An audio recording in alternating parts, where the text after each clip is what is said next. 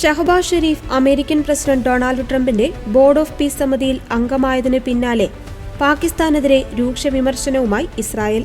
ഭീകരവാദത്തെ പിന്തുണയ്ക്കുന്നവരെ സമാധാന ചർച്ചകളിൽ സ്വാഗതം ചെയ്യില്ലെന്ന് ഇസ്രായേൽ വ്യക്തമാക്കി.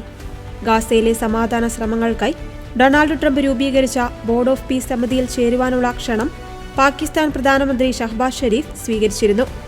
ദാവോസിൽ നടന്ന വേൾഡ് ഇക്കണോമിക് ഫോറത്തിൽ വെച്ചാണ് ട്രംപ് ഈ സമിതി പ്രഖ്യാപിച്ചത്. പാകിസ്ഥാനെ പോലെ ഇസ്രായേലിനെ അംഗീകരിക്കാത്തതും ഭീകരവാദത്തെ പിന്തുണയ്ക്കുന്നതുമായ രാജ്യങ്ങളെ ഇത്തരം സമിതികളിൽ ഉൾപ്പെടുത്തുന്നതിനെ ഇസ്രായേൽ ശക്തമായി എതിർത്തു. ഭീകരവാദികളെ പിന്തുണയ്ക്കുന്നവർക്ക് സമാധാനത്തിന്റെ മേശയിൽ സ്ഥാനമില്ല എന്നാണ് ഇസ്രായേൽ ഔദ്യോഗികമായി പ്രതികരിച്ചത്. ഈ സമിതിയിലേക്ക് പ്രധാനമന്ത്രി നരേന്ദ്രമോദിക്കും ക്ഷണം ലഭിച്ചിരുന്നെങ്കിലും ഇന്ത്യ നിലവിൽ ഇതിൽ നിന്നും വിട്ടുനിൽക്കുകയാണ്. സമിതിയുടെ പ്രവർത്തനങ്ങളെക്കുറിച്ചും പാകിസ്ഥാന്റെ സാന്നിധ്യത്തെക്കുറിച്ചും വ്യക്തത ലഭിച്ചതിന് ശേഷം മാത്രമേ തീരുമാനമെടുക്കൂ എന്ന നിലപാടാണ് ഇന്ത്യ സ്വീകരിച്ചിരിക്കുന്നത്. ഗാസയിലെ യുദ്ധാനന്തര പുനർനിർമ്മാണം, സുരക്ഷ, ഭരണം എന്നിവ മേൽനോട്ടം വഹിക്കാനായി ട്രംപ് രൂപീകരിച്ച അന്താരാഷ്ട്ര സമിതിയാണിത്.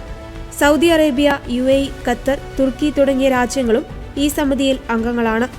ഐക്യരാഷ്ട്രസഭയെ മറികടന്നുകൊണ്ടുള്ള ഇത്തരം നീക്കങ്ങൾ അന്താരാഷ്ട്ര തലത്തിൽ വലിയ ചർച്ചകൾക്ക് വഴിവെച്ചിട്ടുണ്ട്.